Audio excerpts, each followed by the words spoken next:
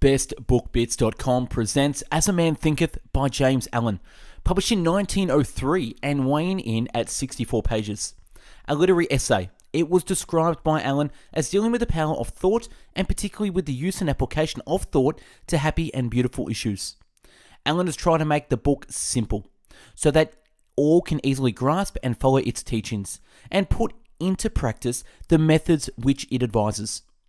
It shows how each man holds the key to every condition, good or bad, that enters into his life, and that by working patiently and intelligently upon his thoughts, he may remake his life and transform his circumstances. It was also described by Allen as a book that will help you to help yourself. A pocket companion for thoughtful people, and a book on the power and right application of thought. The written summary can be found on our website, bestbookbits.com. So without further ado, I bring you the book summary of As a Man Thinketh. Foreword. They themselves are makers of themselves. Inner garment of character and outer garment of circumstances. Thought and character. His character being the complete sum of all his thoughts. Every act of a man springs from the hidden seeds of thought. Act is the blossom of thought, and joy and suffering are its fruits. In purity of thought, joy follows him. Man is made or unmade by himself. Man is made or unmade by himself, by the right choice and true application of thought. Man is the maker and master of their life. That man is the master of thought, the moulder of character, and the maker and shaper of condition, environment, and destiny. The lord of his own thoughts, man holds the key to every situation and contains within himself that transforming and regenerative agency by which he may make himself what he wills. He is the maker of his character, the moulder of his life, and the builder of his destiny. He may unerringly prove if he will watch, control, and alter his thoughts. That knowledge of himself which is understanding, wisdom, power. The law absolute that he that seeketh findeth, and that him that knocketh it shall be open. Effect of thought on circumstances. So may a man tend the garden of his mind, weeding out all the wrong, useless and impure thoughts, and cultivating toward perfection of the flowers and the fruits of right, useful, and pure thoughts. He is the master gardener of his soul, the director of his life. Thought and character are one. The outer condition of a person's life will always be found to be harmoniously related to his inner state. Man is buffeted by circumstances so long as he believes himself to be the creature of outside conditions. The alteration in his circumstances have been in exact ratio with his altered mental condition. Every thought seen, sown, or allowed to fall into the mind and to take root there produces its own, blossoming sooner or later into act and bearing its own fruitage of opportunity and circumstance. Good thoughts bear good fruit, bad thoughts, bad fruit. The outer world of circumstances shapes itself to the inner world of thought. The outer world of circumstances shapes itself to the inner world of thought. As the reaper of his own harvest, man learns both by suffering and bliss. Circumstances do not make the man, it reveals him to himself. Men do not attract that which they want, but which they are. Their whims, fantasies, and ambitions are thwarted at every step by their innermost thoughts, and desires are fed with their own food, be it foul or clean. Thought and action are the jailers of fate they imprison. Being based, they are also the angels of freedom they liberate, being noble.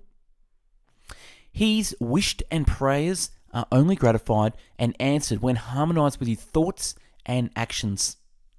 Men are anxious to improve their circumstances, but are unwilling to improve themselves. They therefore remain bound. That man is the causer, thought nearly always unconsciously, of his circumstances. Good thoughts and actions can never produce bad results.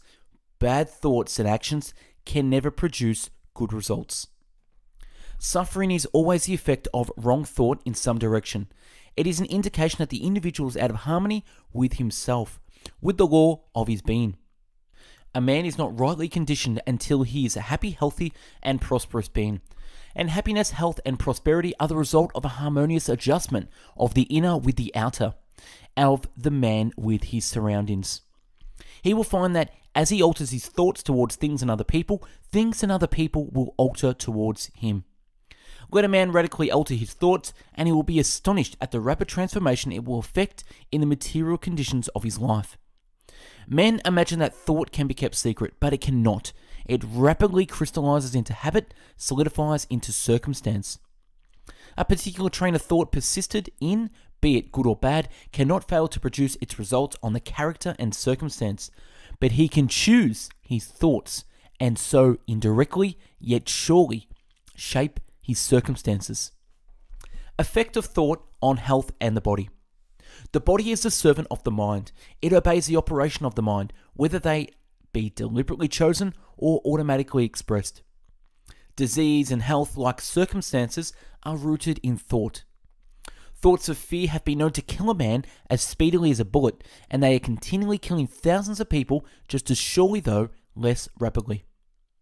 Anxiety quickly demoralizes the whole body and lays it open to the entrance of disease, while in short thoughts, even is not physically indulged, sooner shatter the nervous system. The body is a delicate and plastic instrument which responds readily to the thoughts by which it is impressed, and habits of thought will produce their own effects, good or bad, upon it.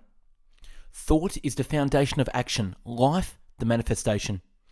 Change of diet will not help the man who will not change thoughts. When a man makes his thoughts pure, he no longer desires impure food. Clean thoughts make clean habits. Clean thoughts make clean habits. To live continually in thoughts of ill will, cynicism, suspicion, and envy is to be confined in a self-made prison hole. But to think well of all, to be cheerful within all, to patiently find the good in all, such unselfish thoughts over very portals of heaven, and to dwell day by day in the thoughts of peace towards every creature, will bring abounding peace to their possessor. Thought and purpose. Until thought is linked with purpose, there is no intelligent accomplishment. They who have no central purpose in life fall an easy prey to the petty worries, fears, troubles, and self-pitying, all of which are indicators of weakness.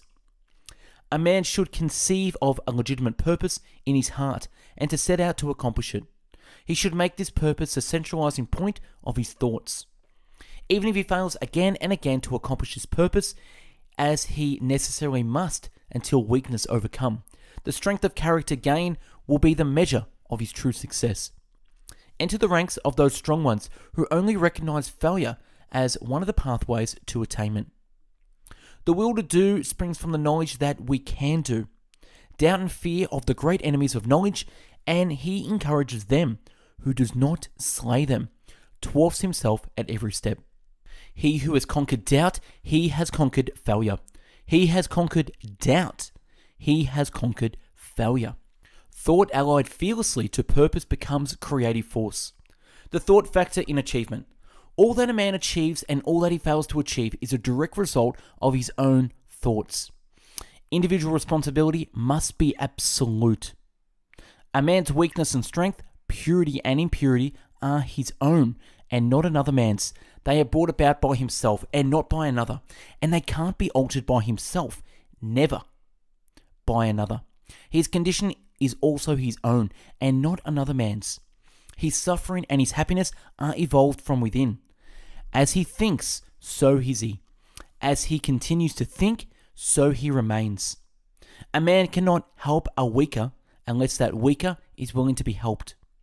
A man can only rise, conquer, and achieve by lifting up his thoughts. He can only remain weak and abject and miserably by refusing to lift up his thoughts.